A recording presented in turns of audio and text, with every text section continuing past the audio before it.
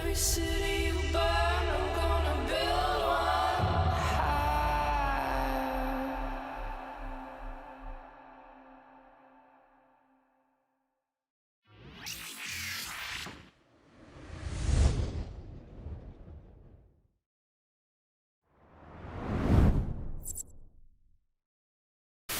Greetings, fellow Empyreans. I am Ashtarothi, the voice of New Eden, and welcome to a future without limits. This is the Eve Universe show. Welcome, welcome, welcome, guys. It is April 17th, YC128, and Alex Moreau has officially been elected president of the Federation. We will be going into this whole dev blog and everything it means. Also, just if you guys are just getting here and you're watching this live, make sure to !plunder in the chat for your chance to win. We're going to do a custom skin like we did on the 10,000 episode to somebody. So because we still have some resources from that, and I went and made sure I picked up some extra SKINR pieces for that. But before we okay, look, this is all very, very good news. We're all very, very happy for this, and we're going to talk about this. But before we go into the this is kind of going to be probably a shorter stream, but we have kind of three things to hit. This is going to be like my happy note, so we're going to have this be the middle, the meat of this sandwich. We've got the Vanguard Uplink podcast I want to talk about eventually, but first, I kind of want to talk a little bit about this deal. Get free Omega with MCT. I mean, obviously, usually I talk about the different deals when they come out or whatever, just to kind of give everybody an idea of like whether or not it's a good deal or a bad deal, or you know what my thoughts are for it. Some people like to appreciate that or seem to appreciate that. But this one, there's been a lot of this stuff about like whether or not they're doing FOMO. You know, they've been doing a lot of deals. They did the Plex sale, and then they did. Or I think it's still ongoing, the sale for things in the Plex store, so the things that you buy with Plex. And now there's this get free Omega with MCT deal. And now this is actually very, on the surface, this feels very normal. One of the oldest deals in the book is that for many, many, many, many years, it seemed that CCP, like every 3 months, would put out a deal where you pay for 3 months of Omega and you got like the MCT, an MCT to go along with that, right? So that way, as long as you got your Omega every 3 months, you basically got an MCT to run with it. You would just renew it every 3 months. And that's just kind of the way it seemed to be for a while. And so this seems very reminiscent of this, but it's also like the other way around. You know, usually, well, we'll look at it. So like, in New Eden, versatility, power, different careers demand different skills. Cool. You're selling me on something. Let's look at the packages. So it's, you buy the multiple character training package, which again, this doesn't get sold. It doesn't get transferred. It's not available to be turned into ISK in any way.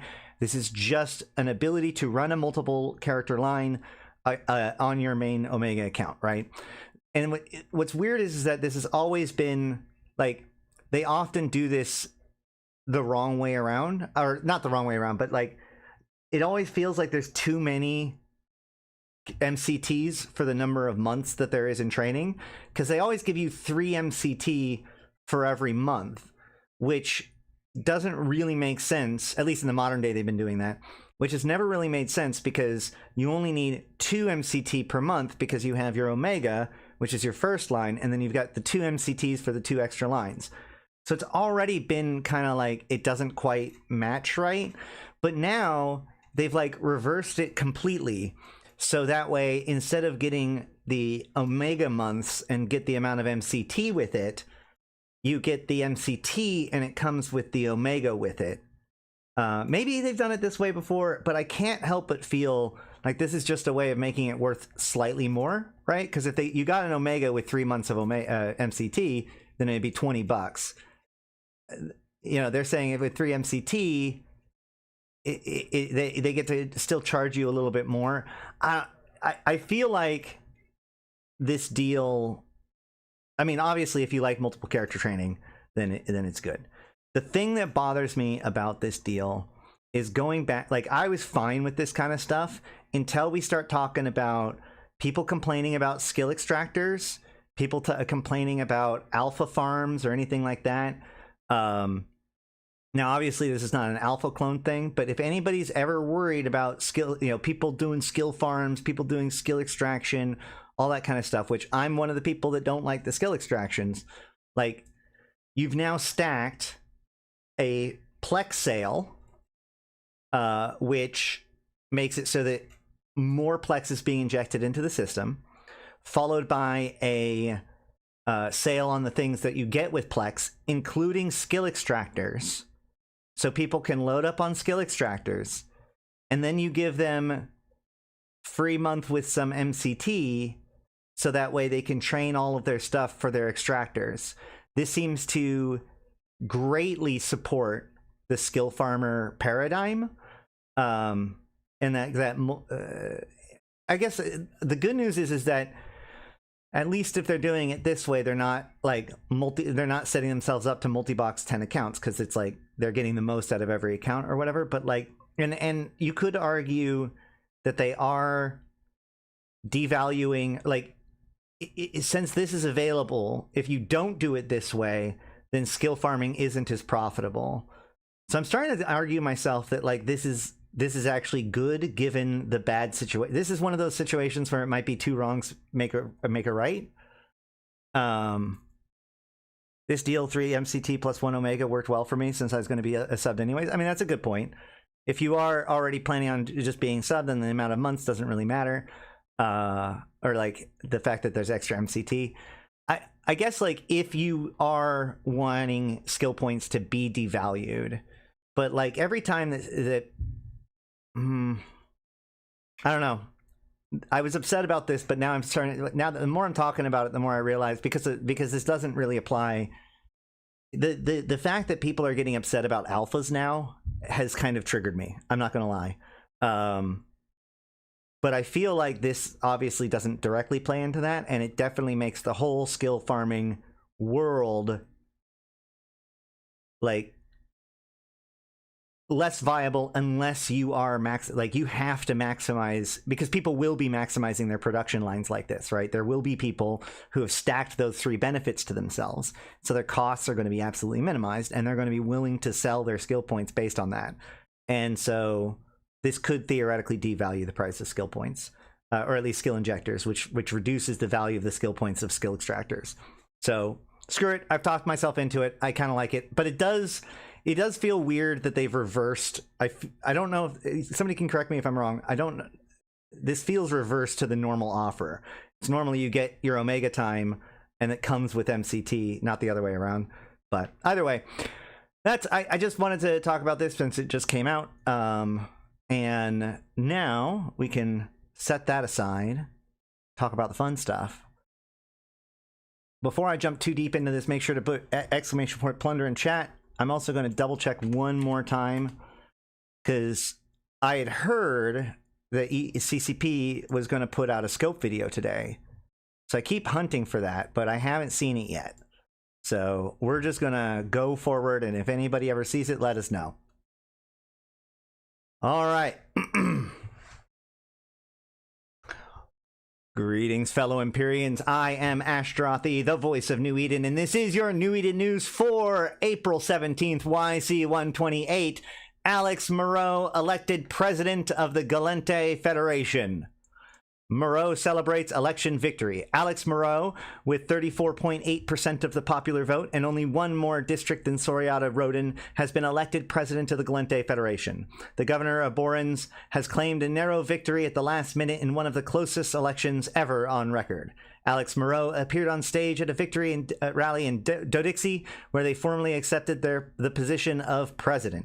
In their acceptance speech, they thanked their supporters, calling them the bastions of tomorrow, for being willing to embrace Moreau's vision of a brighter future. Quote, "Today we claim victory not just for ourselves, but for the generations still to come. Today we choose freedom of what could be, the freedom to explore, the freedom to think for ourselves, the freedom to experiment, a freedom without limits." End quote. Moreau called on the citizens of the Federation, quote, "Every triumph and every failure has been a teacher, and we have learned their lessons. Never again will we find ourselves lagging behind. Instead, Those who detest our freedoms will quake in shame at the new innovations we alone are bold enough to embrace, end quote. Many on Intaki were keen to hear what the new president had to say about their own system. As Moreau was supported by the Autonomous Party of Intaki origins, no specific plans were laid out, but Moreau did mention their intention to, quote, build towards a stronger democracy that recognizes the rights of every citizen, every planet, and every district to embrace its chosen destiny. We, as a federation, will not be limited by the assumption that freedom is, for some means the loss of liberty for others, end quote. Moreau's inauguration has been expedited by the Federation administration to avoid potential constitutional crisis. Alex Moreau will be sworn into office on YC128.04.17 in Kali Galente Prime. Rodin remains defiant. Soriata Rodin concedes defeat at a rally at the Rodin Amphitheater in Alenten 6th Moon. The Rodin campaign initially refused to accept the result, having lost by only 0.8% of the popular vote, and called for an immediate recount. However, thanks to the updated election software and procedures, it took only 9 minutes to recheck and confirm every single vote cast across the Federation. The original result was confirmed with a 2-vote margin of error. According to sources within the amphitheater staff, event organizers were ordered by the Rodin campaign to only prepare for victory. As a result, they were forced at the last minute to scramble to take down animated holograms of Soriata Rodin celebrating victory, while her opponents cowered in shame. The emotional spectrum of the Rodin fans gathered ranged from tearful to open rage. Soriata Rodin addressed the crowd with a message of defiance, telling them, quote, "Don't worry, we are not done. From outside the corrupt halls of power, our voices will still ring out as true as ever before. We are the might and industry of our great federation, and we will not go quietly. Whenever politicians choose weakness over strength, chaos over tradition, or fragmentation over unity, we will be heard. Our prosperity, our freedom." End quote. According to sources within the Rodin campaign, she was contacted by the president-elect's office shortly after the result was announced, but refused to take the call. Instead, Rodin has been reaching out to her contacts through her political and business world. What her intention is remains to be seen. Tenzin celebrates community. Lucas Tenzin accepts defeat at a rally held on his birth planet of Aklan 6, a barren world mostly known for its mining operations. It struggled to deal with the massive influx of the senator's supporters. Many in attendance were low-income workers who attended at great expense, bringing food and music to what felt more like a gigantic festival or cookout than a political rally. Tenzin, whose third-place position has all but been assured for weeks, addressed the crowd while holding a Teisu-style bowl of curried tofu. Quote, "We may not have secured the presidency, but we have secured something just as valuable, a community. What I ask you all now to do is to let that community What I ask of you all now is to not let that community fade away in the years to come. Watch out for each other, stand up for each other, and hold those who would harm your community into account. We may have lost, but we have not been defeated. I congratulate President-elect Moreau on her new position, and I hope that they have the wisdom to know that no automaton or calculator could replace the people that gathered here today. Should they forget, I have no doubt that this community will be there to remind them." News in brief. Empress Caddis welcomes the president, promises to support free trade between nations. Samator Shakor calls the new president a singular mind, but counsels against the possible fractures caused by the loss of unity. Chairman Saraki calls Galente election result an evidence of Federation insanity. Concord welcomes a new president while reiterating organization's prohibition on advanced AI development. House of Records and Caldari Business Tribunal report rumors to indicate Jita lies at the heart of state corruption. Brutor Chief Wukumi Pol boasts Republic fleet could make short work of Amar high-sec defenses were it not for Concord's protocols. Lord Aram Ardashipur and Lord Arak Sorum petition for Mimitar military buildup to be treated as act of war. Evermore's interplanetary media network reports on economic hardship faced by baseliners in Jita. Suspected Angel Cartel agents arrested in Ulai Exordium Gate construction crew disappeared from custody. Creo drone stock prices soar following election result. Rodin Shipyard confirms it will not be altering military contracts following Soryata loss. Jacobs Rodin not available for interview following election.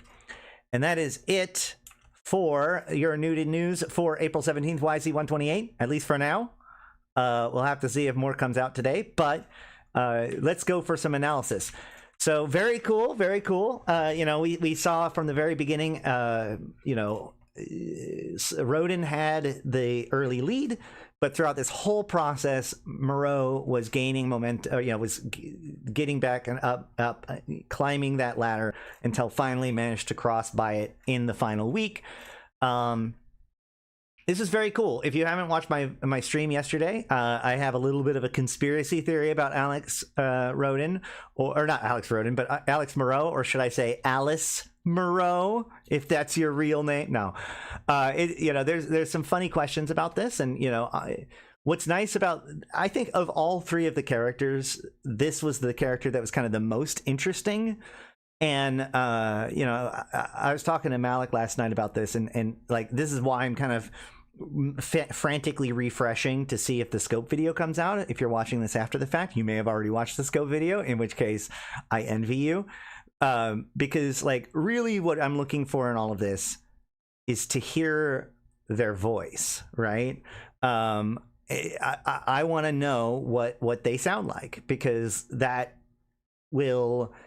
could potentially be another piece to the clues, right? One of the things I speculate about is there may be some hidden reason why they prefer the them they, or the she they, but preference towards they them pronouns.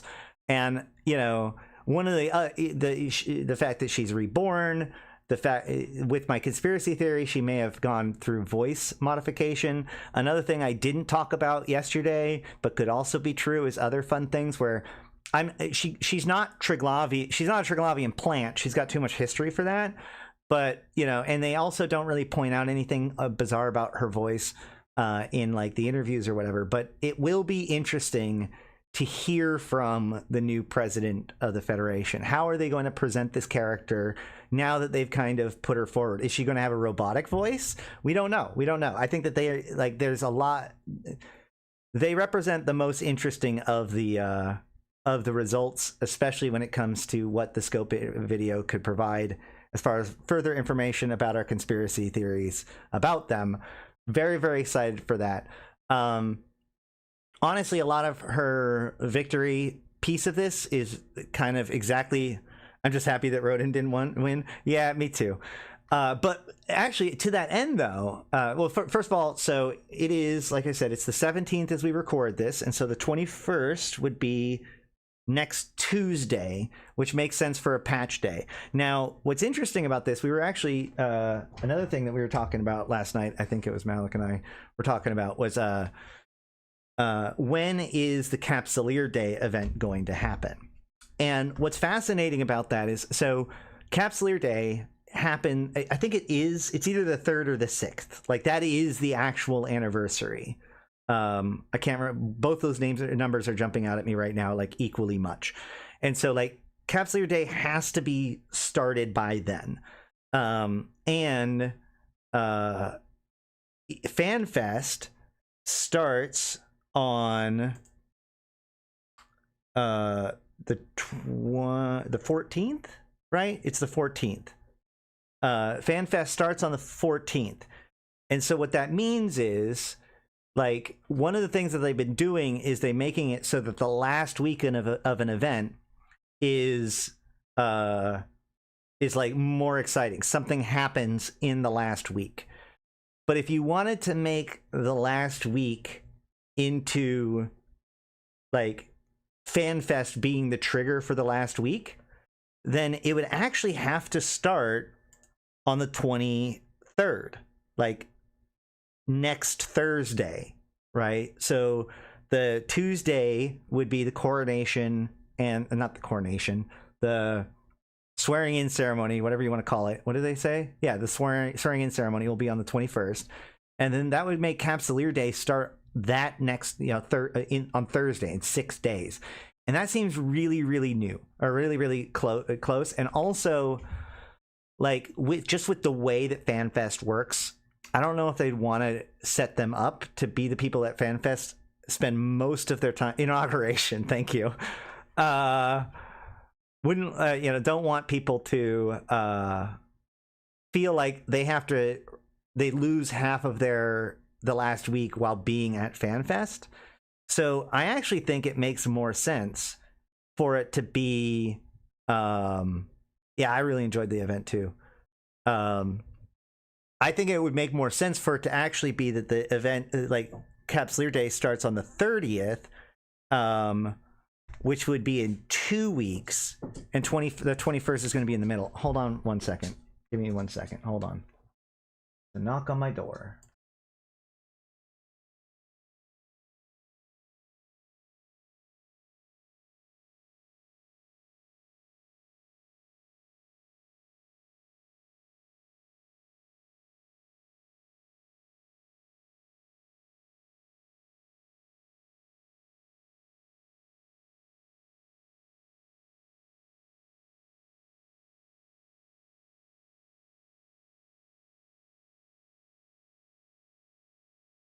Okay, sorry about that. Where was I? Okay, so the timing of this is interesting, but either way, this isn't necessarily about this particular post, so we can just move on. But yes, Alex won. But what I find interesting out of this post, or this actual New Eden News thing, is the other reactions, right? Because Roden remains defiant. And this is one of those things that I've been kind of musing about a lot during the election, which is like, it's not just about the winner, right? Obviously, the winner gets to be the president, gets to be the one that kind of navigates things in the future events to come. But this isn't actually, like, Roden being defiant is a very interesting position, because she's slinking away, but in a very hostile way. This is one of those things I was kind of paying attention to Celis Agard, like if she was going to become rebellious, or maybe if Tenzin was going to start working with the primacy or whatever.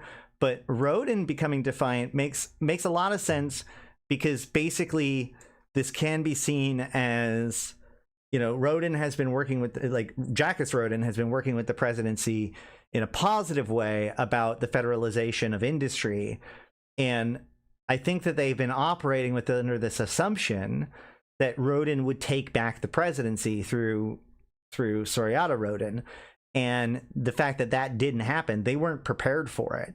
And so now Roden Shipyards is potentially kind of put out. Creodrone clearly is the winner of this election, even though Alex is not a direct representative of Creodrone. Creodrone was a major supporter of Alex. And it'll be interesting to see what Roden decides to do to be a thorn in the side, as it were, or a critical voice within the Federation. And the reason why is, and this goes back to Moreau too, like, Moreau has a very difficult challenge ahead of her. And that is because the Gallente, the player base that supports the Gallente, have historically, at least for the last 5 years or so, since these kinds of events, especially events that impact the lore, have been actively happening, the Caldari have been significantly more organized and more successful across the board. Like, the Caldari have been one of the most actively engaged as far as, like, furthering the advancements of the goals of the state than any of the other empires. The Mimitar and the Amar are also pretty good, but the Caldari, because they have Jita, because they have the numbers, they have usually, like, amplified. They've come across. They've been dominated every single competition between the different faction supporters in the just within the player base. And so what that means is that any task that Moreau puts forward in the future for war game or for military campaigns, the chances that this Caldari are going to win or disrupt the Gallente's efforts is pretty high. And like this is ultimately what did in Agard. Like Agard was a very popular president, and she also succeeded in her political agenda. Like as far as what CCP wrote for her, she was highly successful and highly effective as a president. But the problem is that every single time the player base was allowed to influence the result, the Caldari stomped on the Gallente. It's actually really funny because I looked and like even after this election, right? In this election in which people were literally rewarded extra rewards to go and work for the Gallente. If we open up the faction warfare map,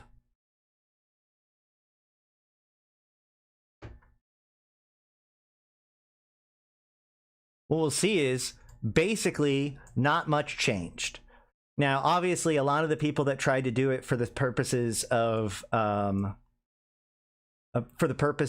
like just getting the points, you know, would probably do stuff that wasn't very impactful. One of the things that is funny is like basically every single system that is controlled by the Gallente is now stable, because everybody else was just grinding it down. And like the people that were doing it for points didn't care that they were doing plexes that did no LP. So all of these, anything that wasn't the contested systems, like the highly contested systems, are now like basically stable, which is kind of funny. But the point is that like the Gallente militia didn't turn this around into some sort of big push. This didn't influence the war zone, and this was a one-sided direction. You know, Othanoon, the research stuff, just every single time the Caldari have managed to assert themselves and do very well, and that is the thing that has been the thorn in Agard's side. Any time that the player base is a supporter during the Gallente were the only ones that to win or to not get a wormhole during the Drifter Crisis.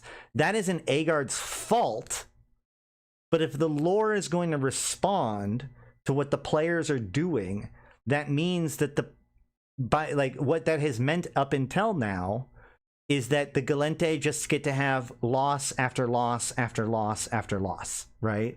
And with you know, you could have this idea that it's like, oh, it's a brand new day, a new president and whatnot. But, you know, and we talk about, well, those things aren't influenced by the president when we talk about real politics. But in this game, it literally isn't. Like, it's all about the players and which side the players are on in the game. It's just the lore has to kind of work with these results all the time. And so just in the end, the Gallente have to be losers a lot, for as much as that sucks. And don't get me wrong, there's lots of people within the Gallente militia and within the Gallente world that fight really, really hard and are really, really good pilots. But as far as just like an institution goes, the Caldari are just significantly more numbered, and at this point more organized. A lot of the Gallente, the really, really good pilots in Gallente are, you know, it's kind of weird because like it's kind of like the actual empires, right? Gallente pilots tend to be more skirmishy, tend to be more kind of you know, hotshot pilots instead of, you know, part of the hive kind of pilots. So Gallente deserve every loss. I don't know about all that. To be fair, that's because the Trig were an option. If the Gallente had a closer relationship with the Trig, maybe they'd do better. I mean, the Gallente have a pretty close relationship with the Trig. But my point is that these problems aren't going to change because we have a new president. And so whatever happens, this president is going to have to work with, you know, how things play out. And this is one of those things that we're just going to have to watch, because it's where military campaigns are kind of interesting about all this. Because, like, if you think about it, Agard was highly, highly effective. You know who else is very highly effective? Caddis Tashmerkon. She is very, very good at using her political leverages against her enemies and stuff like that. But, like, the Amar do all right. And so, like, we haven't seen that. You know, the results speak for themselves. In the case of, you know, the Agard administration and probably the Moreau administration, like when they get criticized, that's when they get challenged, right? Agar didn't end up having a problem because she was bad at political maneuvering. She had a problem because they kept stacking, like failing to accomplish their stated goals and having to explain for that. And that's interesting because in that sense, we can actually look at what happened to the Caldari state, because the invasions were horrible for the Caldari state. They lost the most numbers of systems. So one of the things that we looked at yesterday when we were looking at the conflict between Laidai and Nishikone and the development of Propel Dynamics and the creation of the Stargates and all that sort of stuff, and up to the creation of Air and Exordium, when we were looking at that, like, so much of Caldari politics now is shaped by the fact that, like, leadership always looks good when things are going well, but when your entire territory is turned into Swiss cheese, now that's when people start questioning, where did the money go for the military? Where did, there's corruption scandals, there's questionings of authority, there's, all that kind of stuff. And like, so it's a destabilizing force. So now we're going to just have to see how Moreau works with that. Keeping on going, though, the other thing I find really cool about this piece is this idea of like the direction that Tenzin is going, because I kind of like this idea that like Tenzin might end up being almost like this like spiritual dude, like this. He's still a senator, he's not nothing. So he's still a senator. He's still going to have a platform. He's still going to have influence. And now he's like making this movement. So again, like, I don't think that it's over for him at all, as far as like being in politics or being a mover and shaker and all of this. And I think that this is important because, again, as CCP, the storytellers are trying to set all this stuff up. If you know that, the Gallente are potentially going to have challenges, how do you think these challenges are going to manifest themselves? In criticism from Rodin and in calls for more action from Tenzin, right?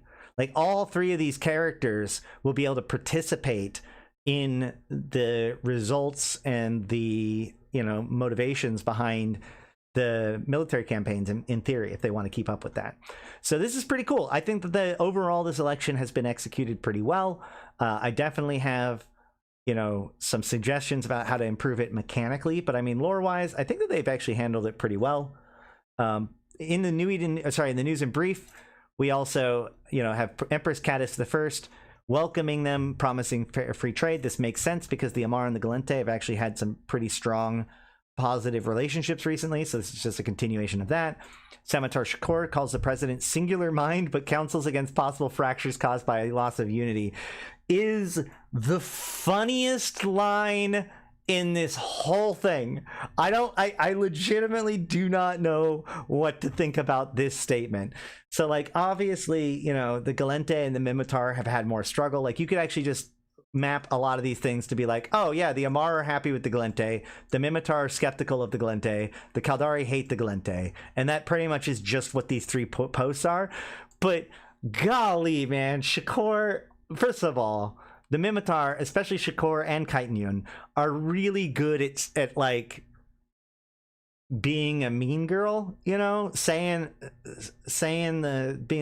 some weird shade. It seems so what does he mean by, so like a singular mind? So, okay. The surface level interpretation of this line, singular mind, I think if I understand correctly, like that would be a colloquialism. It's a way of saying like brilliant, right? Like they're a genius. They are, a rare mind, one of a kind, right? But counsels against possible fractures. And so, like, by putting both of these statements in quotes, he's saying, hey, she's a genius, but I'm worried about what might happen with a loss of unity.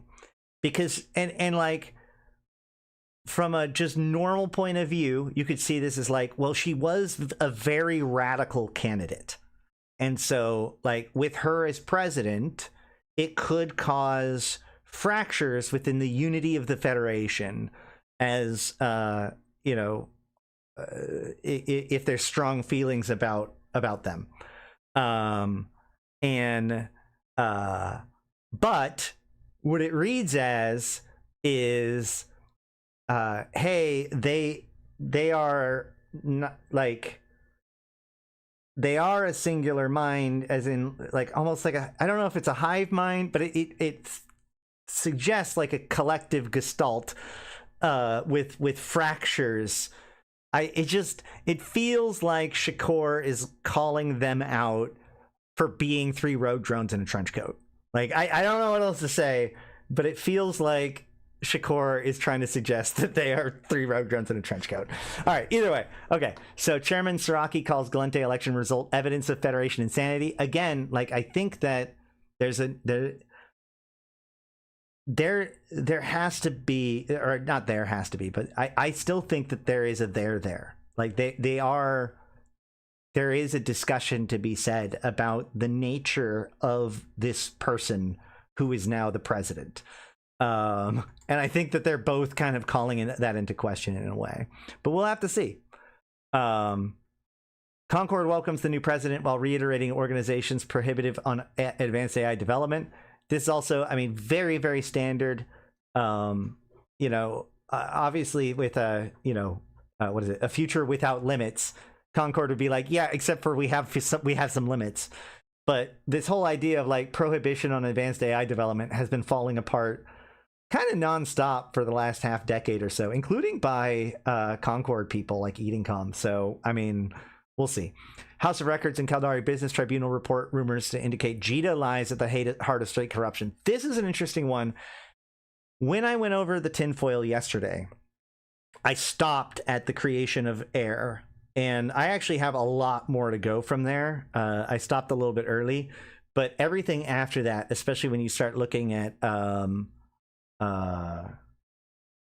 what's his name, Saraki and everything, and the relationship between Laidai and the Ishikone and the Garistas is very, very interesting to me, actually. And I think that there's definitely something to keep on digging into there. But you know, so the Garistas originally were the ones that came out with the accusations that the what's it called? The Jita 4.4 renovation was kind of a opportunity for them to extract money, and this is, you know, the Caldari Navy came from the Caldari Navy, and it's why allegedly, as I said before, you know, they have to have problems because the Caldari lost the most territory during invasions, and so part of this was this accusation that the Garistas, you know, produced evidence. Maybe they ginned it up, maybe it's real, that you know, the Forest faction, Laidai, NOH, and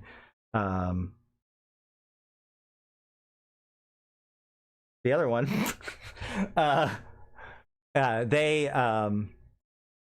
they had extracted, or, you know, they basically misappropriated a bunch of funds because of all of that.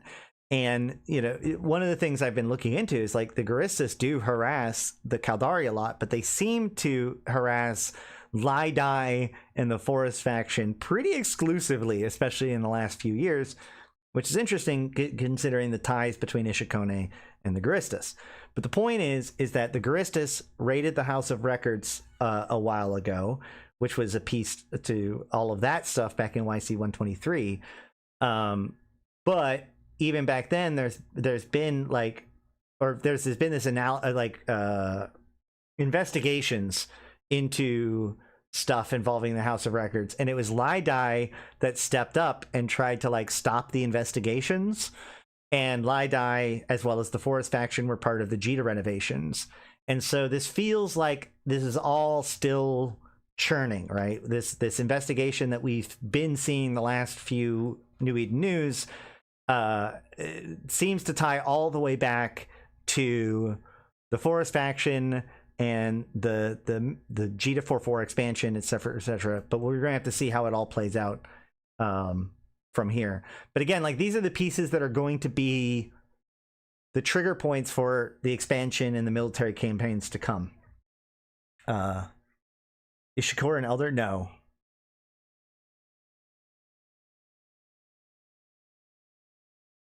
The Glentir are about to get another district. Yeah, well, I guess that's fair. Brutor Chief Ukumi Pol boasts Republic fleet can make short work of Amar high-sec defenses were it not for Concord protocols. Very funny.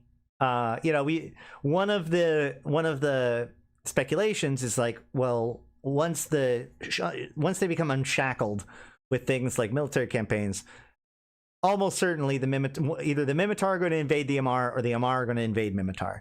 And so this to me feels a pretty clear signal that they at least want to threaten us that one of the earliest military campaigns could be the Minmatar attack Amar high-sec and pull it down maybe into low-sec for a period of time or something. I don't know.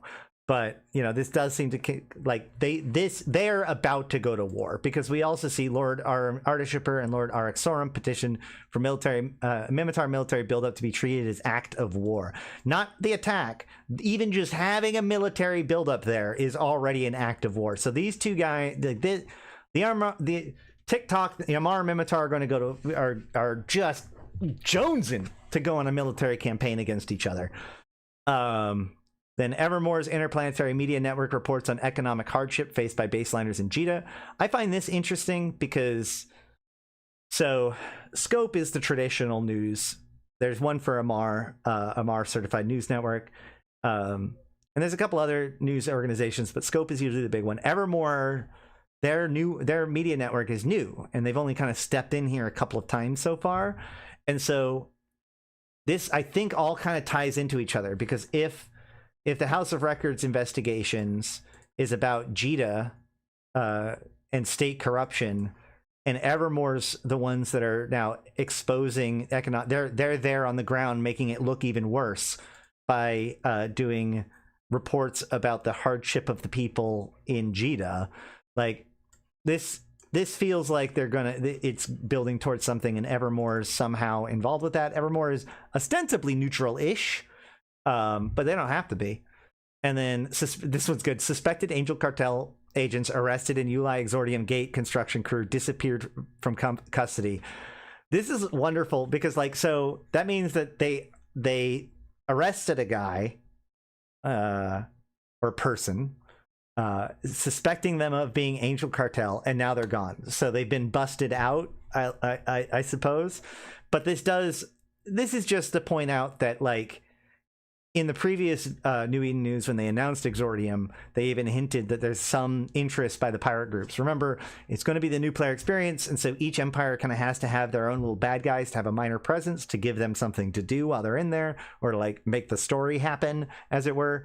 And so this is just one of those little setup pieces to be like, oh yeah, the Angel Cartel tampered with the gate construction.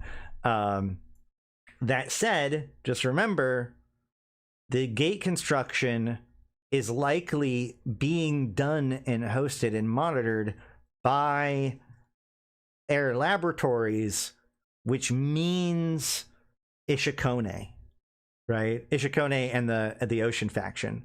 And the Guristas are it could be still close to Ishikone, potentially, hard to say. Sure seems like the Guristas like be operating in the best interest of Ishikone. And the Angel Cartel are now friends with the Guristas, at least on some levels, thanks to the Deathless Network. I do want to make, like, there is a conspiracy board to be made where you start with just Ishikone and Laidai and map your way out from there. I'm telling you. I know it's just to symbolize angel rats and Exordium, but possible death. Yeah, exactly. That's exactly what I was just talking about. Creo drone stock prices soar following election result. This makes sense because, you know, Alex Moreau. It also makes sense because the drones from the event have become very popular. Rodin Shipyard confirms it will not be altering any military contracts following Soriada's loss. I do feel like that's a bit of an insulation and like tough manning it out, you know, whatever. And then, of course, Jackus Rodin not available for interview following elections. I would not be surprised if Roden and Roden Shipyard and Jacus Roden doesn't become a significant thorn in Moreau's side going forward. I mean, Jacus Roden started his entire like modern political career by criticizing the presidency. He knows how to do it. It could be a long 5 years for Alex Moreau. But that is it for the New Eden News and my analysis. Let me know in the comments down below what you guys think. Is Alex Moreau the president we all need? Why not, etc., etc. Are you ready for a future without limits? But if you're watching live, hang tight. If you're watching the edited version, please make sure to like, comment, subscribe, all that YouTube stuff. It really does help out. And I gotta say, I've been Ashrothi. I've been playing this game since 2010, talking about it since 2012, and I'm here to put even to context for you, my fellow Empyreans. Thank you all for coming, checking it out. Thank you to all my sponsors and supporters, including my top tier patrons, my Immortal supporters, 745 MPSI, Arydanika the Queen, Bad Boy Smooth, Ebo Elite, Erladis, Elange, Flash, Gordon, Grims, May, Malak, Starfire, Malin, Mercuton, Mayak, Michael, Nihilum, LM1, Sheesh, Susuro, Thrans, and Rid. Thank you all so much. And of course, to everybody who's watched this, you are awesome. I've been Ashrothi, the voice of New Eden. Until next time, I'll see you in space. Whee! Okay. Now then, a couple more things. We got the Vanguard Uplink podcast to watch, and we have a skin to make.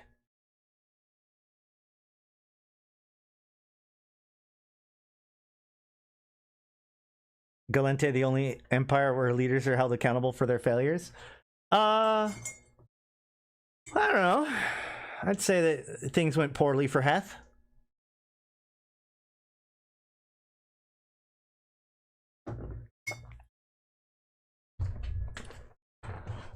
I definitely have a desire, sudden and instinctual desire to teach people about road drones again.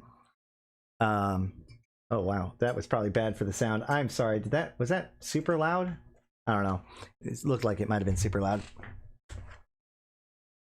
Anywho, okay. The Vanguard Uplink podcast.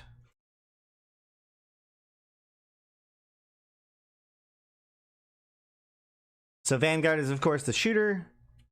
This one is titled How the Lore is Finally Taking Shape, which is what got my attention. I haven't watched it yet, so let's jump into it. It's also short enough, I'm not going to have to speed it up. Vanguard Uplink podcast. I am your host, CCP Gortz. Joining me today, CCPJS, the creative lead of Vanguard.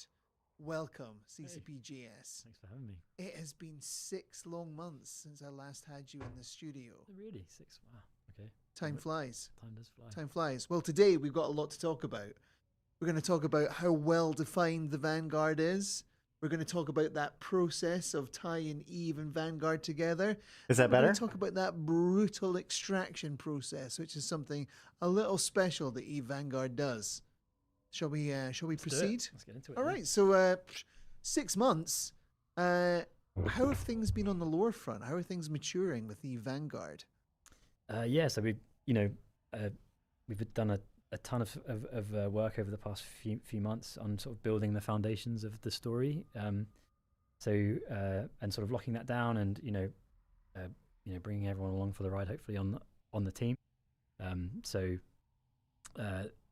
The sort of journey of the Vanguard from sort of being sort of under the sort of control of the Deathless to sort of working their way free of that somehow. That we're gonna sort of reveal all of that, and then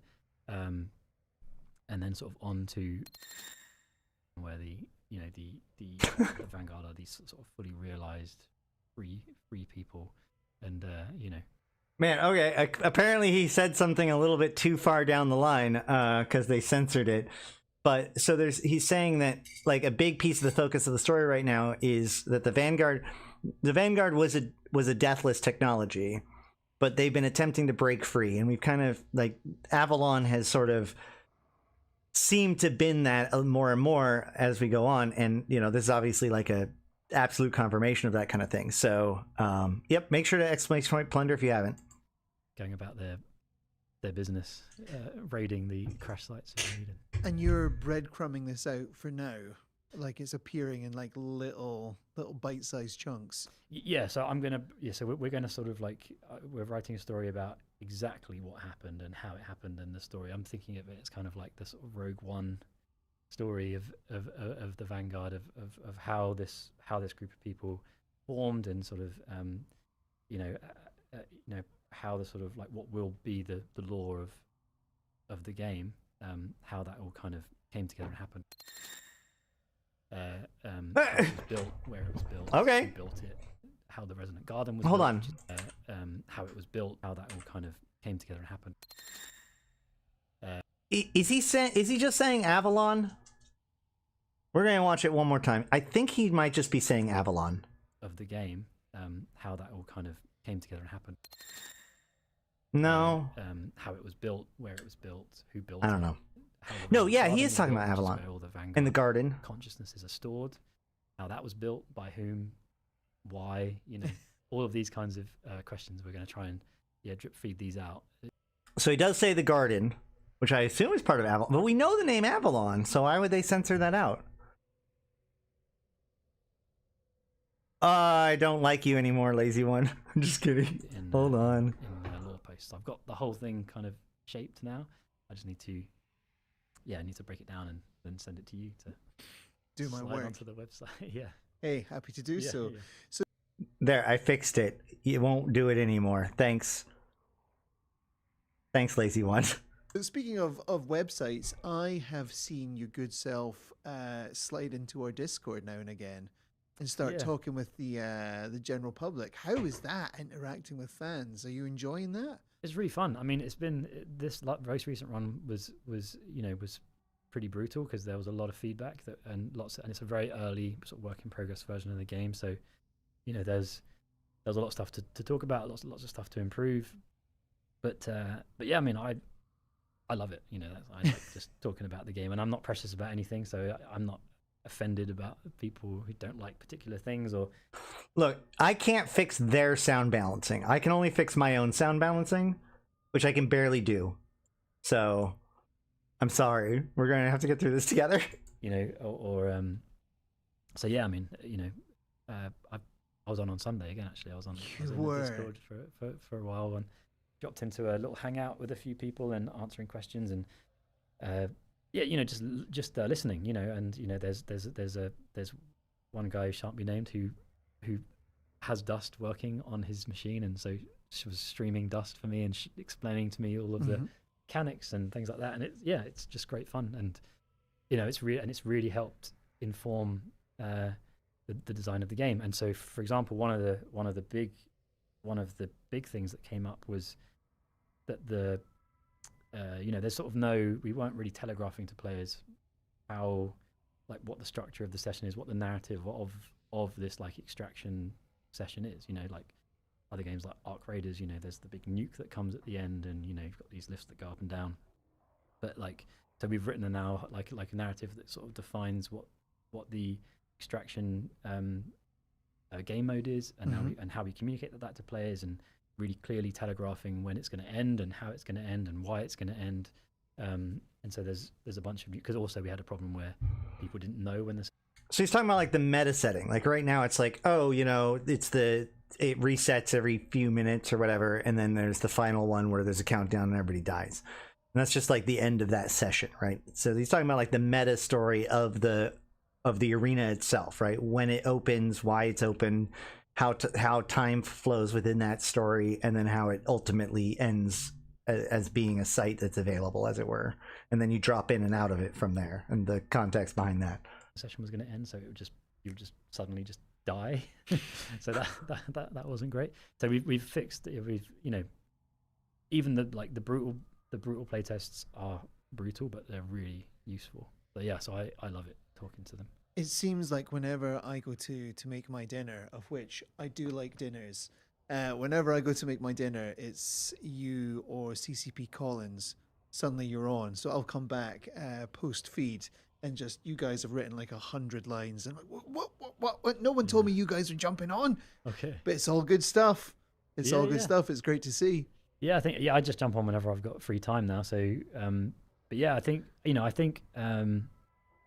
it's really helpful, because obviously not everybody's on Discord at the same time, and so the problem is if like one of us has gone on and told a bunch of people some information, then a few hours later there's a different group of people on, they don't have that information, and so it's really easy for sort of these like narratives to build, and so I think if we're like regularly talking to this group, we can sort of help stabilize the narrative and make sure people have good expectations or the right expectations for what we're actually building. I'm gonna have to figure out where all this stuff is being written so that way I can go check it out and poke through it. And then that should, that I think they really appreciate it. For one, they really like being in the know, and they like sort of like talking about the game. But it also really helps then when the playtests come around that they sort of know what to expect, and there's not any sort of like surprises or this. I think it's like I think the more we can talk to them, talking to those fans. Yeah.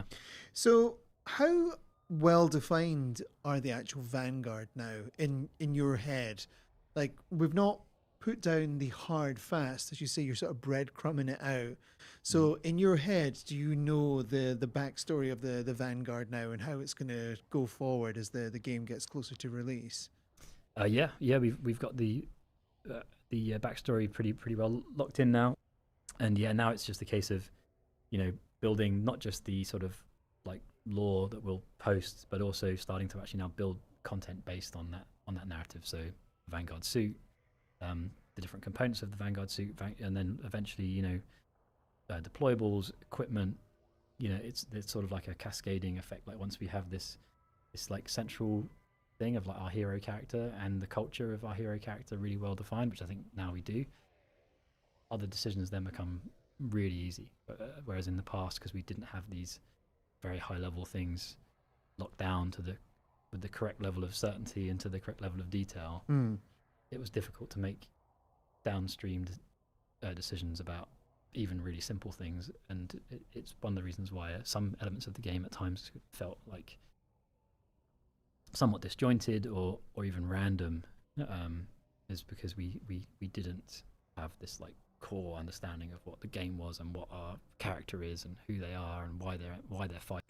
I mean, I get what so this makes sense what he's saying, right? And it does, like, they've been using a lot of stand-in graphics, or like the idea is like there has been some idea where like the Bowhead crash site, the fact that there was a Bowhead crash or whatnot, and some of these things did have like pieces in the lore, including like the Bowhead crash had a scope video that was tied to it and all that stuff.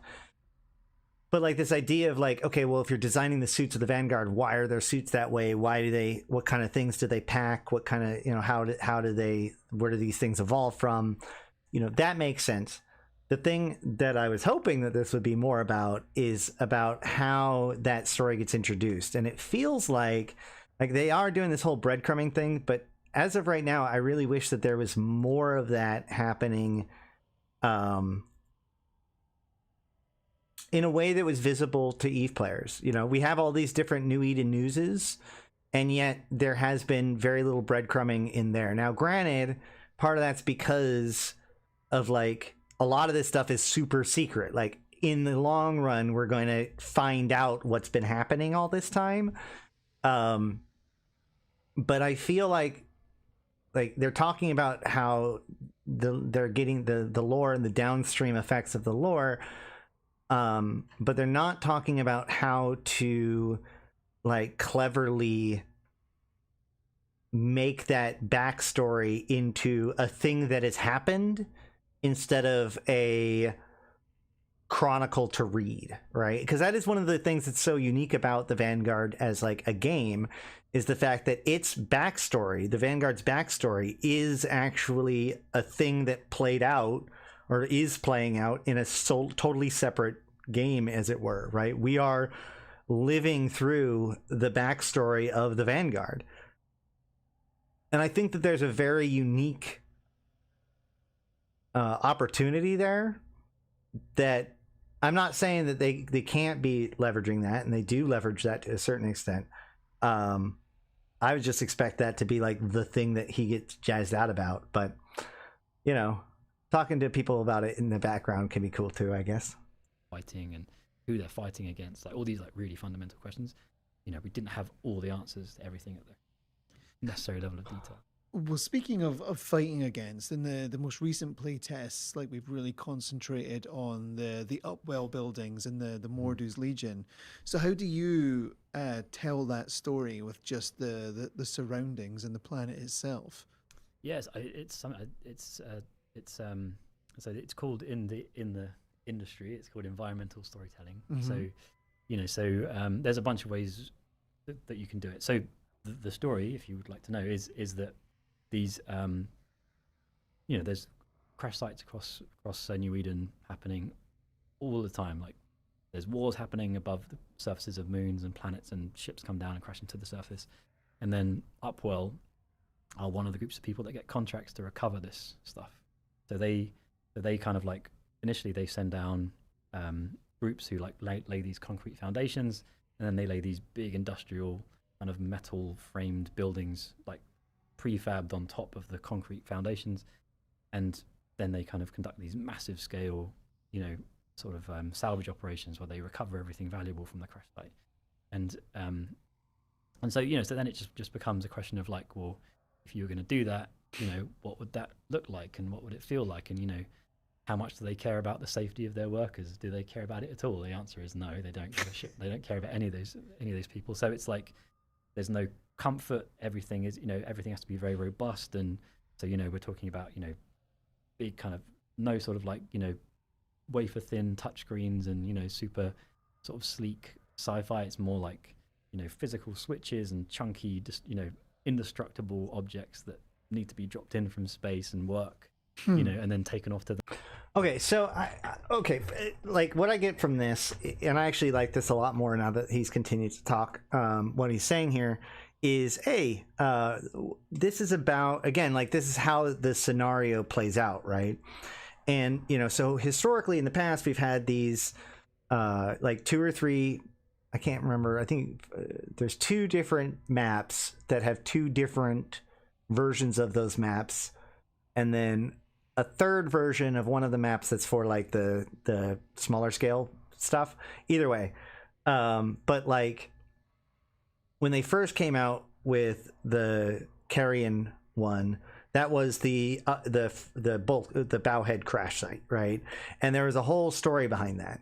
And then Equinox and Solstice rather had its own story, but you could tell that like they had this idea in their head, but it wasn't quite 100% executed because, you know, they didn't really have the thing that stitched it all together. There should have been an attack in Avoinen, I think it is, but there ultimately wasn't one. But kind of it felt like the Vanguard guys thought that there was.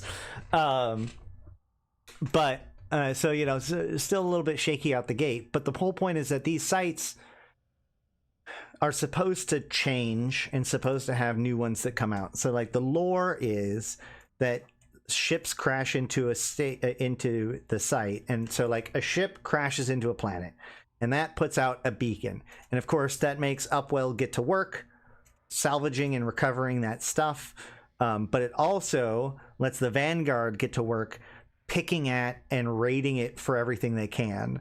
And then I assume that like that's why there's a counter, right? As soon as this thing hits, it kind of starts this whole process of securing that piece of thing, which opens up a window of opportunity for the Vanguard to show up and raid it, and then have that ultimately kind of escalate, and then get sealed off as they, you know, official Concord arrives or whatever it is.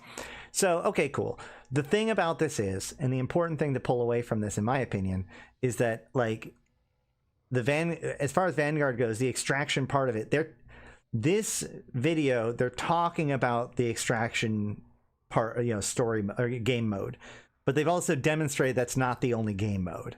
So don't think like, okay, well, this is the only thing that the Vanguard is. It's just what the extraction mode for Vanguard is. And in that framework, I think I'm okay, because, you know, there's other places where it's like you could envision that that's a thing that you can do, and then you could also raid a facility, you could defend a facility, you could, you know what I mean, like it immediately starts to open your mind to being like, okay, well, that makes sense for that particular scenario, and that's a scenario that can happen all the time, repeatedly, in all kinds of different environments, and so it makes a good place for an extraction shooter where people go and get their resources from. And then there can have other things for other kinds of competition or, you know, experience. The next planet, you know, so, you know, but we're talking now about how do we bring a bit of, you know, a bit more of like a lived-in feel? Because at the moment we've got the blockout in, but now we need to make them feel a bit more lived in. And so we're using like oil rigs as a reference, for example, and, you know, submarines, and, you know, so like how do people personalize little spaces maybe? You know, how do we make this place feel like there's real humans working there? Because these... Yeah, they want it to be more than an extraction shooter, but my point is that the extraction shooter is one of the scenarios you engage with. Workers are just contracted.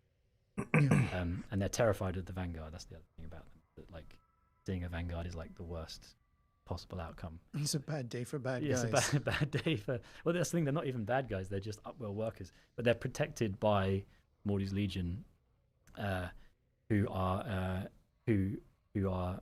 contracted to kill you if you show up. So they are bad guys. How does the process work when you're talking to Big Eve, this game that's been going for 23 years, and Vanguard? Like, are you talking directly to CCP Iceland when you're thinking of narrative and lore? Is there a two-way conversation happening there? Yes, I have really good... Yes, it's a simple objective, popular, a start, I guess. It's not just a start, it's a good vertical slice, because it's complete scenario, right? As you saw with things like the previous playtests, you know, it allows them to have a complete experience, and that is good. And then you can just kind of build out from there. The vertical slice. Good relationship with all the narrative folks there, and the creative people as well. And then I actually live in the same town as CCP Hilmar, so sometimes I'll bump into him on the train and I'll tell him what I'm thinking, and he's, why would you do it that way? do it this way. You know, he's really helpful. Yeah, so, you know, I'm talking to all kinds of people from the Eve team to get sort of direction about, you know, like a high level about how these things should work and what these factions are like, and what the relationships are. Also looking at Dust a lot, so CCP Ratati is like the godfather of Dust, so you will love that title. I'm sort of talking to him a ton, you know. So yeah, I mean, you know, pretty constant contact, especially when it comes to the sort of the really kind of big pieces, like the details sort of like downstream, you know, that it makes sense then for us on this team to fill that out, but you know, we get these kind of, you know, these defined play areas that it has to come from the main Eve game, so it's consistent. I just love the idea of you and CCP Helmar talking on the train. Yeah, I'm sure you've got everyone on that train is under NDA. I mean, okay, look, I get it. It's great to talk to the CEO. I just don't know how much of like the lore you're going to be hashing out with Hilmar. Like, the question was like, are you coordinating with the guys on the CCP side, or at least that's what I interpreted up. But it's like, yeah, I talk to the CEO of the company and tell him about my cool ideas. Hilmar would just as likely turn around and be like, oh man, we should work that into Eve Frontiers. So there'll be no leaks whatsoever. All right, let's close it off by talking about one of the features that our VIPs saw recently, which is we've sort of redefined the extraction method in Vanguard. Can you talk about the brutality of what it is to extract as a Vanguard now? Yeah, so so we wanted to do something kind of interesting with the mechanic, and you know, and so we thought, okay, you know, why are they extracting? You know, and obviously clones are very sort of like, you know, they're sort of mass produced, so then, you know, the clone itself isn't super valuable, but the suit and the physical items, we want to take that stuff away. So what the Vanguard have done is they've stolen some industrial Upwell sort of teleportation technology, and Wait,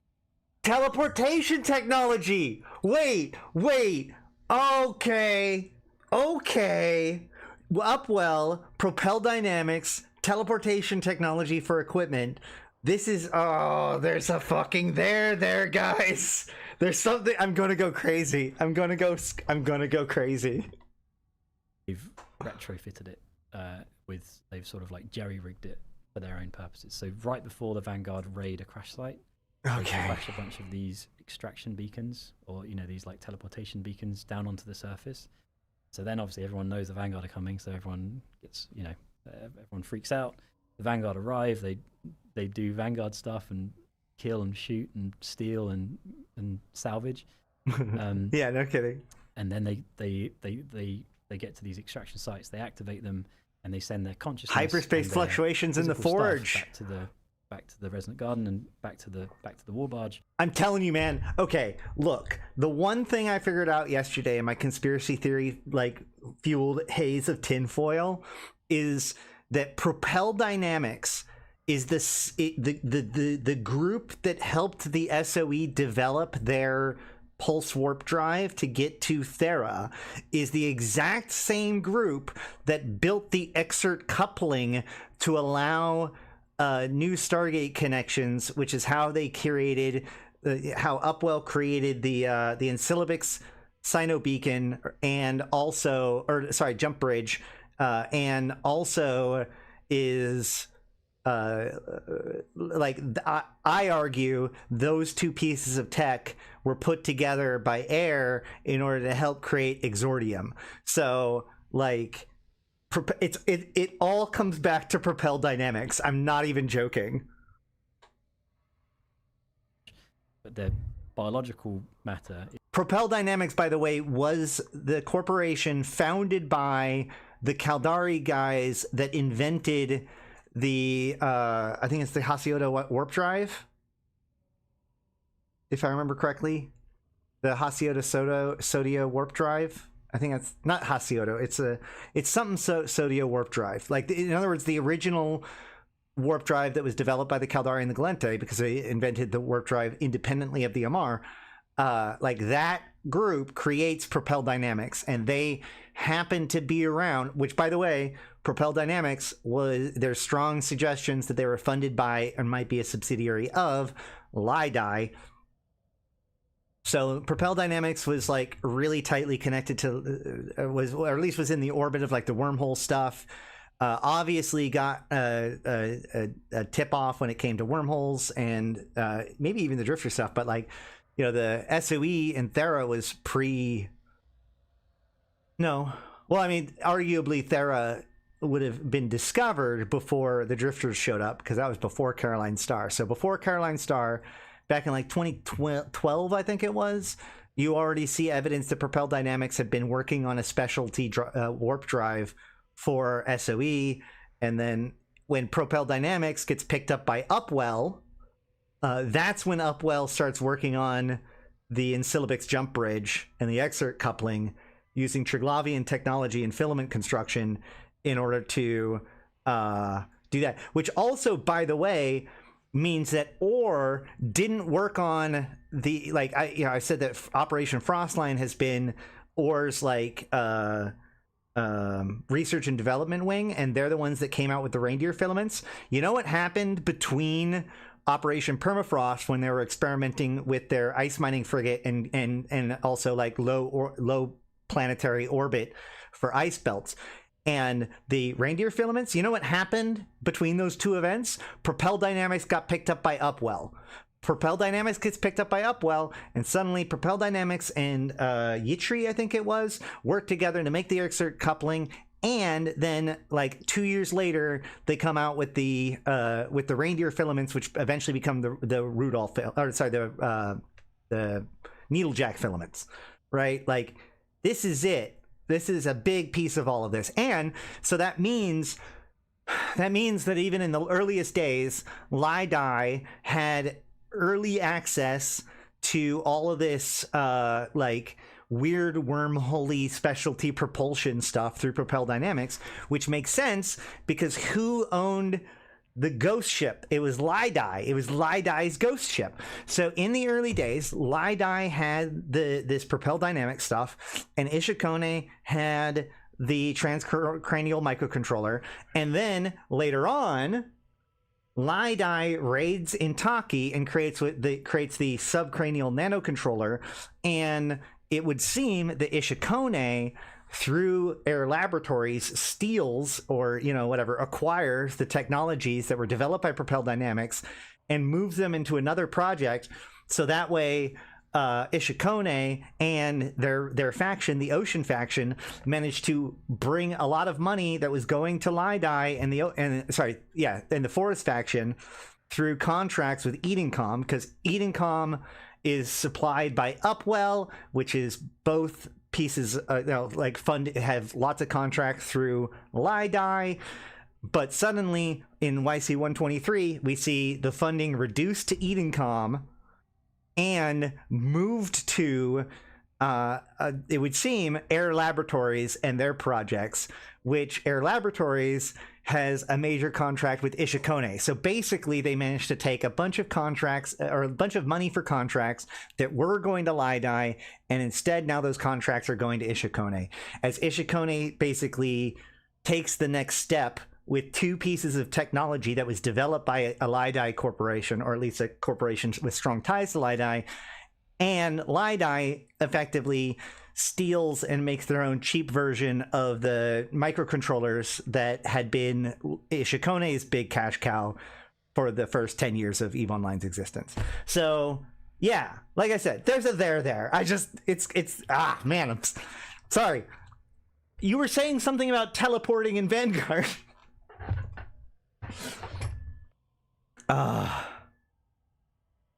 Is just ripped apart because it's an industrial transport device, right? So it's not built for teleporting human beings and biological matter. So all of that just gets horribly torn apart, and so it's like this kind of fun moment where you run into this thing and then you get melted. So even if you win, you lose. Even if you win, you're getting because that's the melancholy of being an immortal war clone, right? You're gonna get glooped. Life is not great.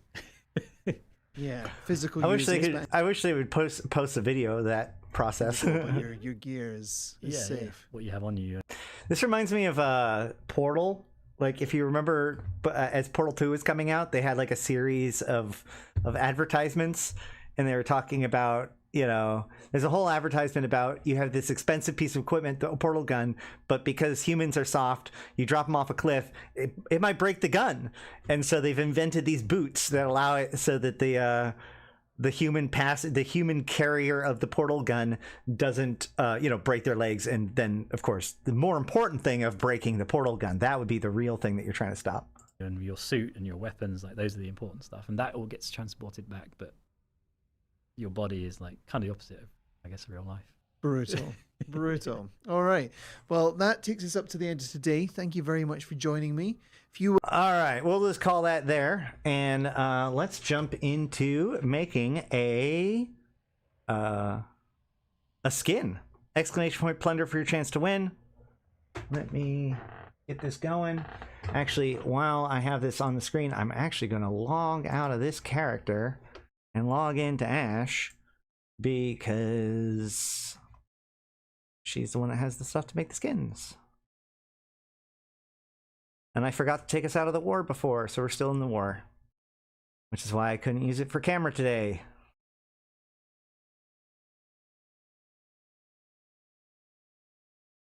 Get this going.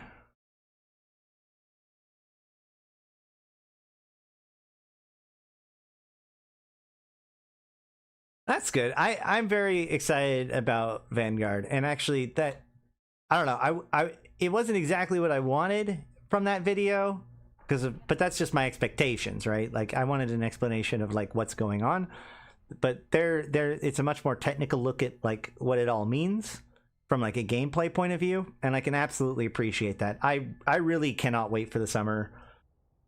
When we have a military campaign that's designed around working with Vanguard. I hope that they're really putting in the work to make this all a thing. But it really seems like they are. All right, here we go. Let's see.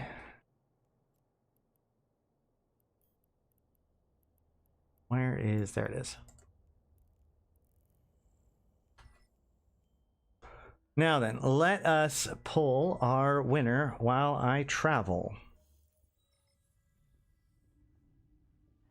Last chance, exclamation point plunder.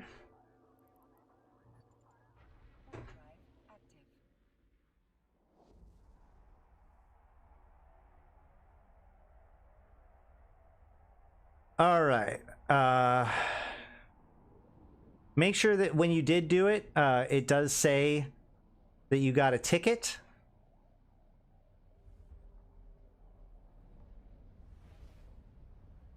Tree plus one, I got you.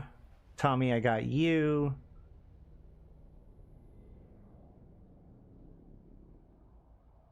Malcolm, I got you. Okay.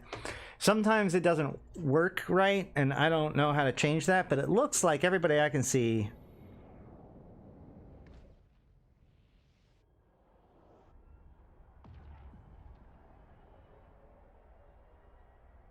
Sargon wins? Sargon isn't even on here. Did he try it?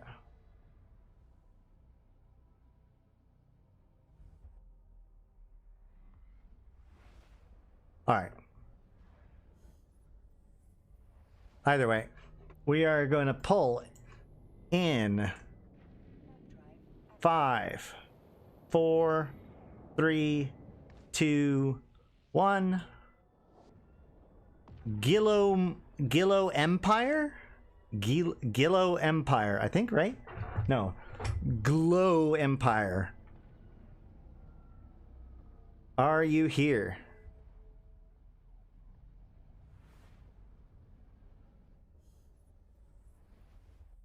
Are you here?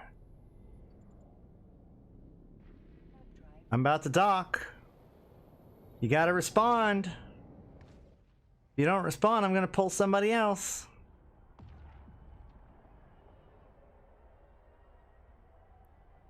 I'm in warp. I'm gonna dock. It's gonna be too late. Lucas lost. Bye, Lucas.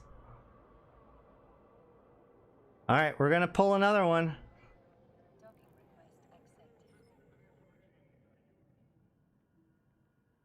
Maybe as soon as we finish talking. I'm sure you will.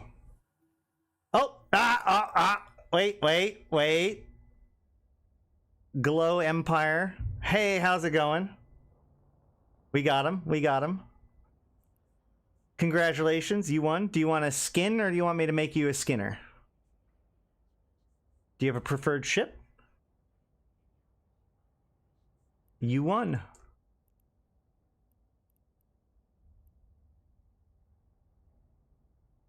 Congratulations.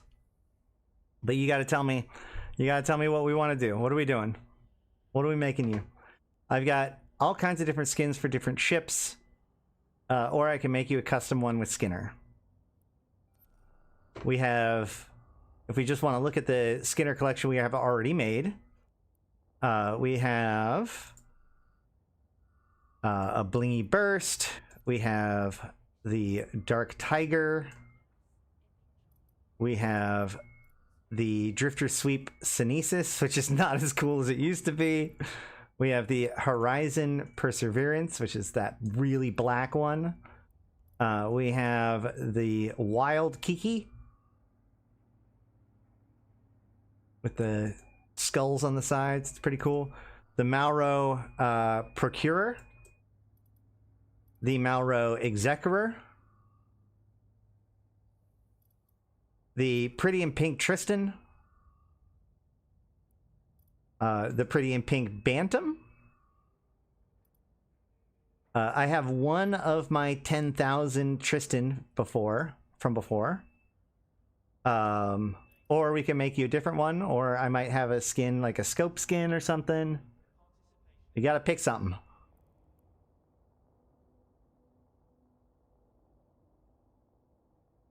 You want the pink Tristan? Do you want me to make you a custom Tristan, or do you want this one?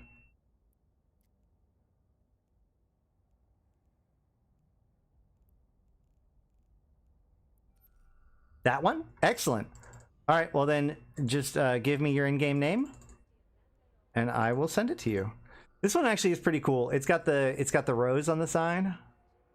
I kind of like that.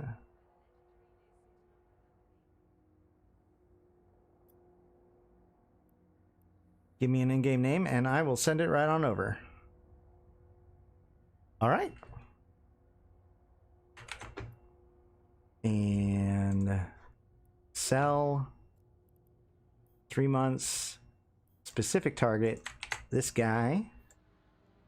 And for 1 ISK, sell.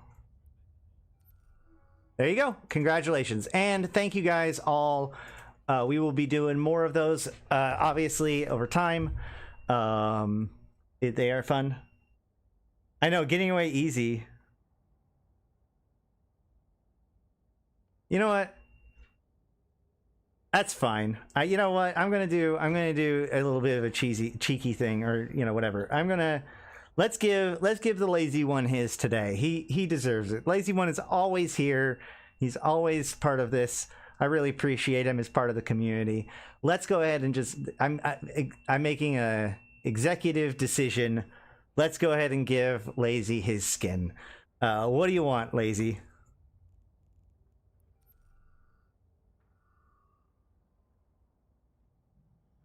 I don't want it. Let's not think I'm getting away easy. Nepotism? I don't think that's nepotism. That's not how nepotism works. Yes, you have successfully guilt-tripped me. There you go. That does work. What do you want? What are we doing?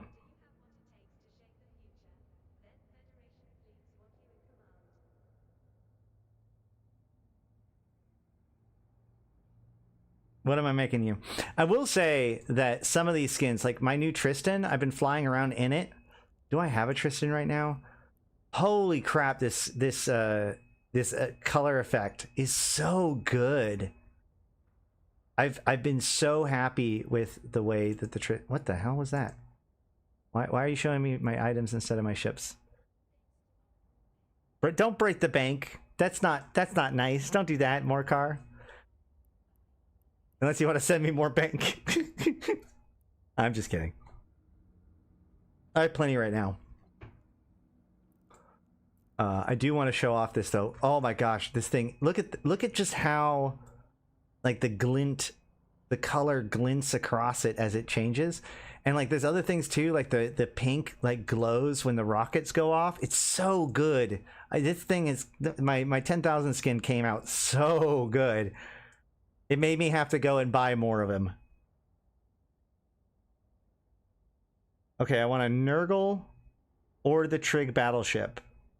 Well, those are two different ships, so you tell me which one you want. So the Nurgle or the Leshak? Yeah, it's going to do that until they patch it to make it different. Nurgles are good. I like Nurgles.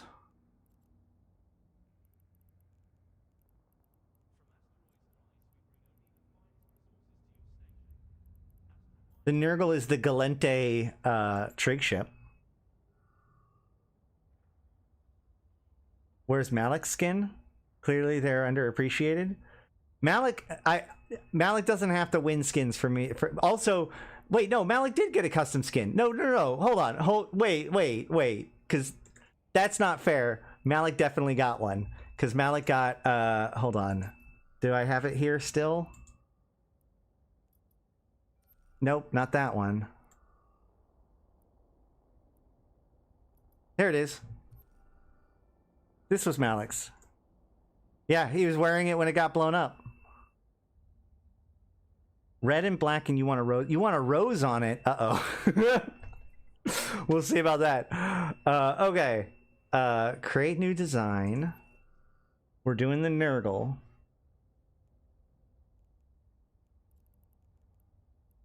Nurgle. Yeah, we want red and black and a rose on it. Okay. So why don't we try... I mean, if we're going... I love my black. So we have black. And then we have, I really like to do like this. So there's your black and red. Is that not, is reflective red, like this dark metallic red, good? Or do we want to get like a brighter, hold on, because we could go with, that's like a green to red.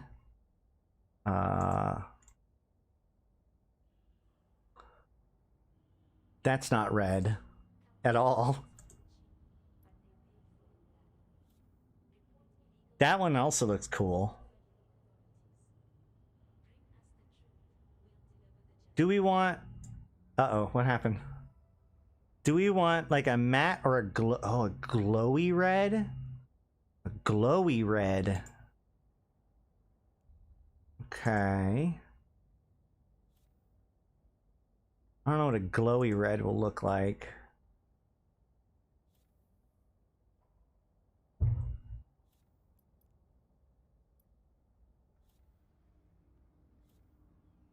Why don't we go with like a...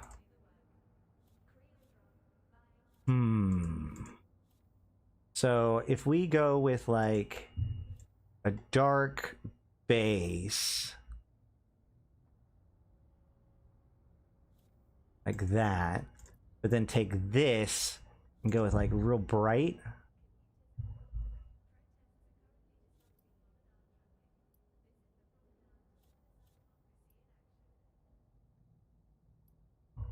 Now it kind of has some edges. Yeah, something like that now makes it so it's got some texture to the red, because you've got like red highlights. Oh, no, Styx. I need your. Do you want it to go to Styxian? I do need to send. You're the one I have not sent it to, and I don't have a good excuse, but I'm going to stick with. I need to know exactly which character to send it to. So like this is the best way that I can kind of, like, I've made some texture to the red, because there's the dark base and then there's kind of redder, brighter red highlights. Let's see if we, hold on, instead of a dark base like this, what if we go with that metallic one? Now we're talking, because now the dark base like will reflect to show some red. Can we get a brighter that isn't pink? I think that's going to be the one. Is there one that I don't have? Oh no. I mean, Festive Iron could be good. Yeah, no pink. No pink. So do you like that dark metallic, or do you like no metallic?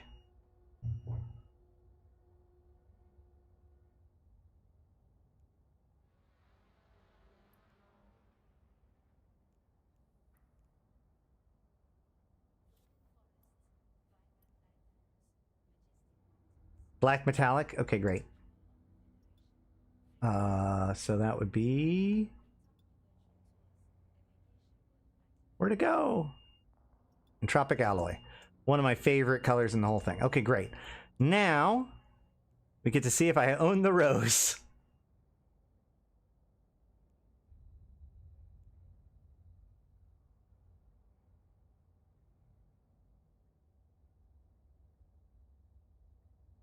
The red needs to be a bit brighter. I'll see what I can do.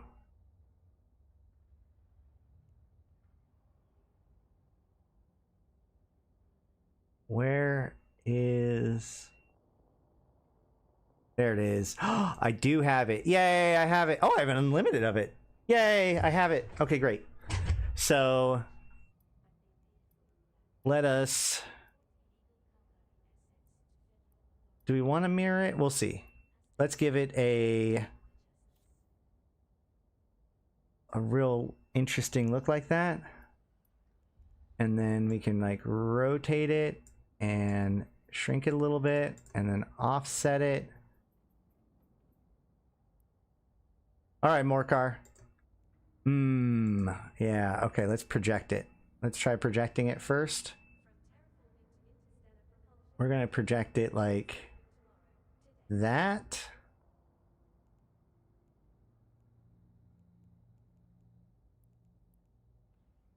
And like that.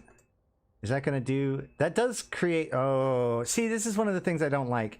I can fix it though. I can fix it. Do we want... Is this kind of the way that you want the rose? And while you answer that, I'm gonna go look for a brighter red. So let's go with like do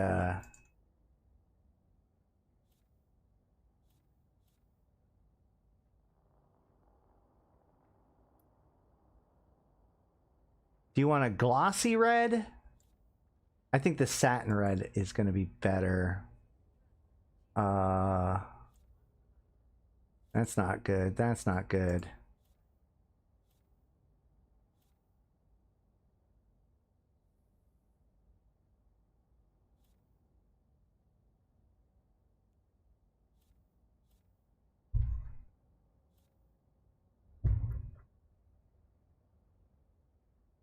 That's not going to work either. That's pink.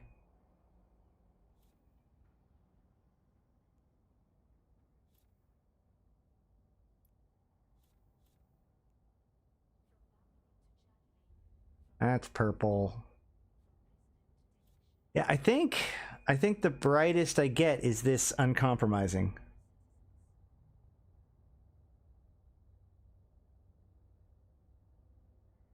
Like the line on the Nurgle?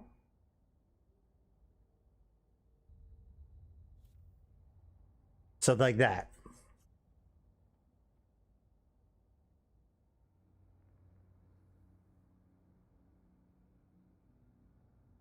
What about the rose? Is this a good placement for the rose? I can get rid of the bottom part. Do you want me to get rid of this kind of mess over here? And so we only get this top projection?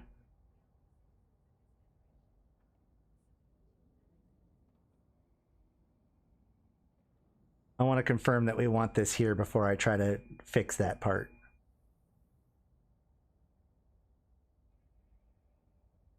Actually, I guess I can get started. So we go like this, and then we project that, and then we project it like basically head on, right? So this would be, well, we set this to off, 0, what is it, 280, right? That'd be, oh, 260? No, 270? Really? Is it 270? Is that real? Okay, whatever. Rotate and scale. We rotate it. Perfect. And then we offset it up a little bit.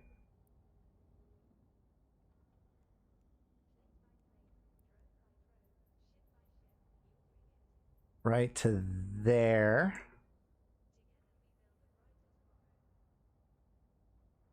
And then we switch to blend mode to subtractive, and poof. Turn that from yellow to red. What is yellow? No, oh no, it's not red. That is just my map to oh, you want the half? You want it as a color? I was just using it to map the bottom projection. I can make it, I can go with the half if you want it. Like we can go with a normal, and we can make this like a red color if you want.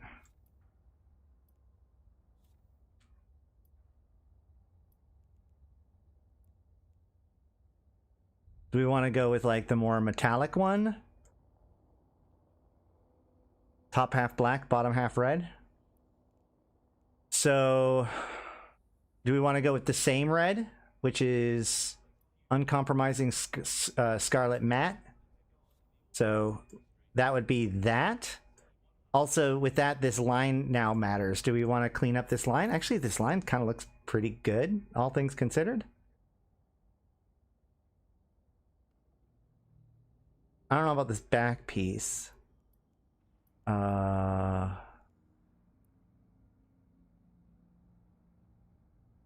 Oh, actually, I don't know. That now doesn't cover up that piece. That kind of defeats the whole purpose, doesn't it? So...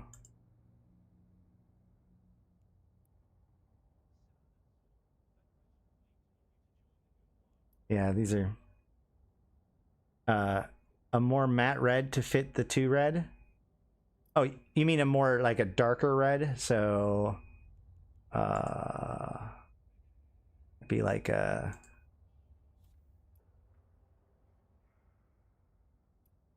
like that one? That's a...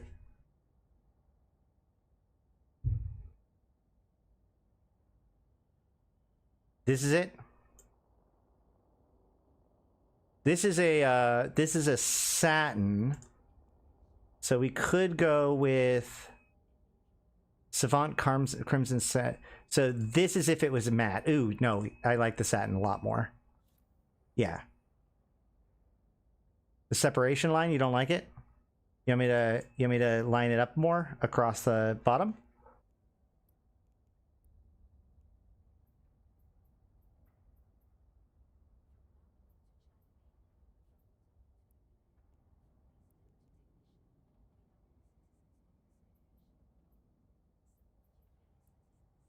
There we go. That makes the top chassis look black and red, and the bottom chassis look just red.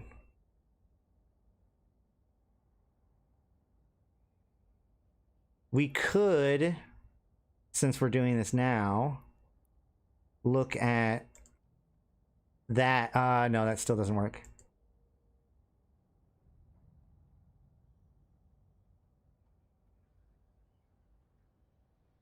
That would just get rid of... that's kind of cool too. Oh, no, because it doesn't cover up that then.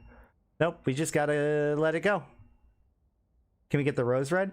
I mean, I went with a the one that can change colors. Do you want it to just be solid red? Yeah,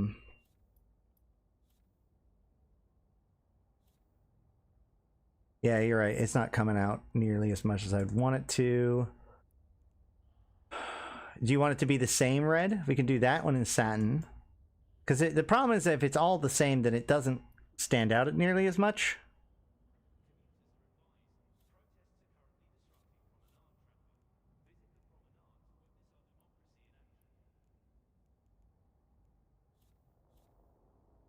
So I was looking at a brighter... well, you had me go with like the brightest red we could. So... this is gloss, so at least it's glossy. It's not, I guess it's not the right... yeah, because it's uncompromising scarlet across the board, right? Yeah, we're using uncompromising scarlet, but we're using gloss here, satin there, and matte there.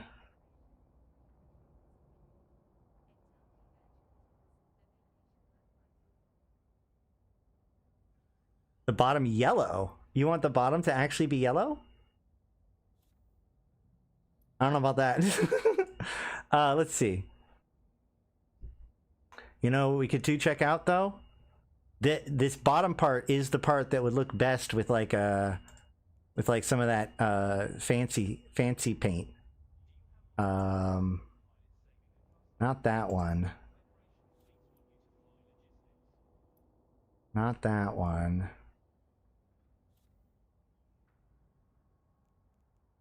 I wish I could just pull out the fancy paints. There. Like that one, but then there's this one. Where it's like green or bluish green, but gold when it shines on it. But either way. Red and yellow are your corp colors. Okay.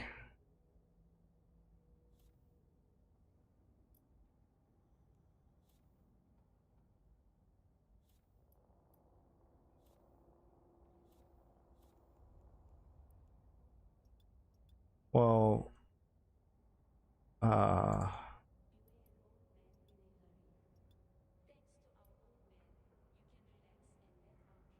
that's gold. I love gold. That's green.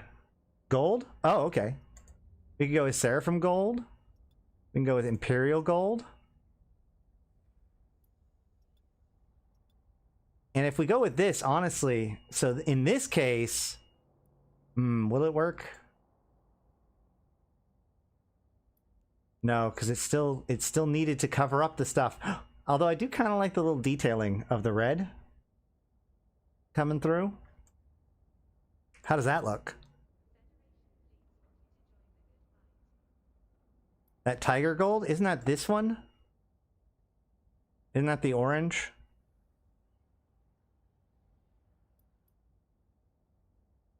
Starboard bronze.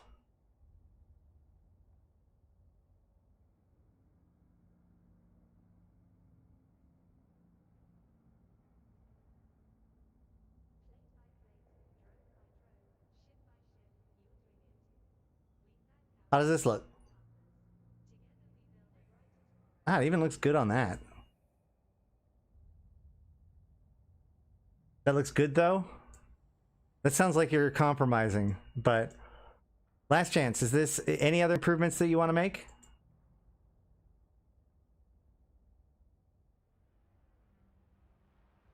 The pumpkin orange is also hella good. Let's see if is there a color that I don't have that would have been better?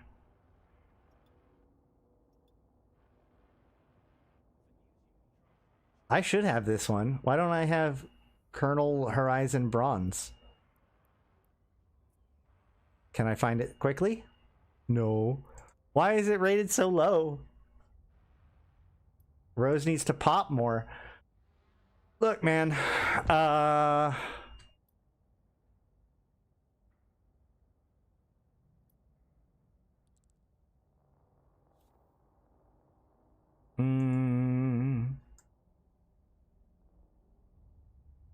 I don't know. That kind of makes it pop more. Just taking out the bright red from the top. But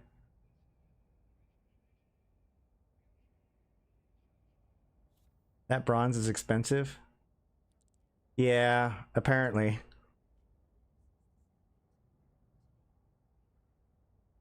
Can you leave the rose red but change the top red? Yes. So we want this to be something else. I kind of like it. I mean, like, so, okay, if we just make it more black, then it looks like this.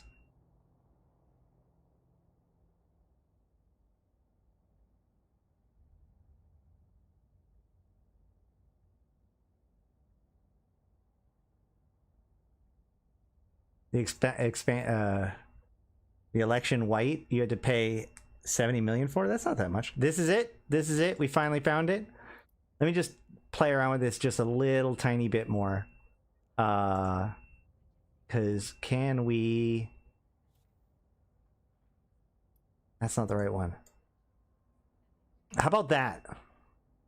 Because that just puts a little bit of glints of like gold and stuff into... So do you want this or do you want black? Do you want the glinty stuff? What is this? Opal? Or do you want... Okay. Well, in that case, I'm gonna add in this little glinty goldy top because A, it fades in and it kind of looks cool and Tronish when the light isn't hitting it, and it looks a little bit like the bronze at the bottom. So I sort of like the vibe of this, and I think it's gonna look a lot better even like when the light is hitting it in different ways. So this is my pitch to you. What do we name it? And this is the correct spot for the rose, right? Yeah, okay. But, oh, one more thing, actually, with the rose. Do you want the rose mirrored? Do you want a rose on both sides? No, you don't want the rose on both sides. That doesn't look good. What do we name this? Thorn?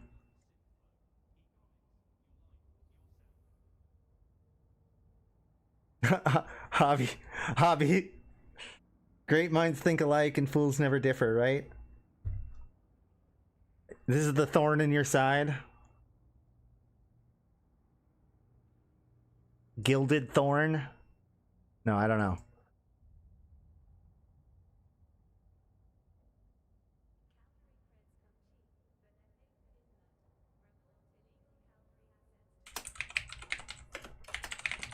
That's how to spell that right? Hold on.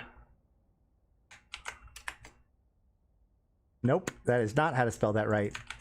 That's how to spell guild, as in like, do you want to date my avatar guild? All right, Gilded Thorn. I know how to spell, I promise, and by that I mean I don't. Gilded Rose? You want Gilded Rose, not Thorn? Okay. Good? Final thumbs up? Oh, Gilded Rose. Oh man, I love it even more.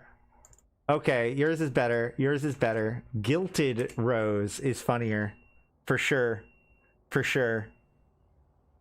All right, final offer. Let's go ahead and put this into the oven. Hopefully. Yay, I have everything. All right, we'll get that to you in a couple of days, man. Thank you so much, Lazy One, for hanging out with us all this time.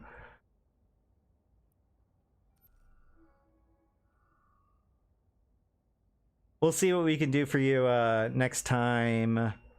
Who's the other guy? Malcolm. We'll see about getting you done next time. We'll see. All right. Well, I think that that's been a good one. I need to get... Wait. Did we ever get Styx's... Hold on. Styx's name? Let me do this while I'm here. So that way... Because it's too easy for me to just, like, let things not get done. Executive function disorder is a hell of a drug, basically. No problem, Lazy. Thank you. All right, let's see. Styxian, is that a person?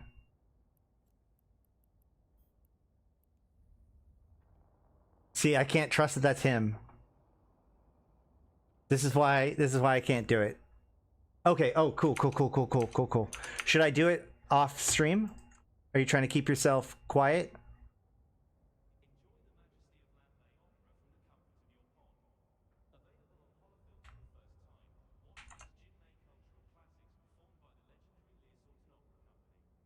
Okay, I'll do it offline then, so that way you don't get your characters exposed. I don't want to...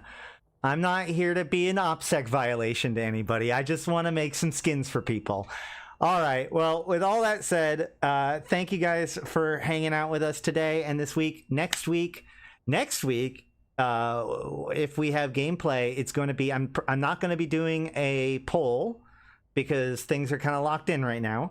So next week, we probably will be doing some faction warfare. That's my plan.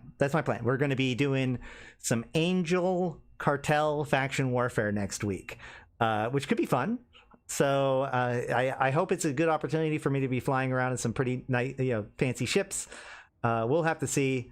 But, if you can, go ahead and join into the Convocation of Empyreans, or invited to come and hang out with us and participate.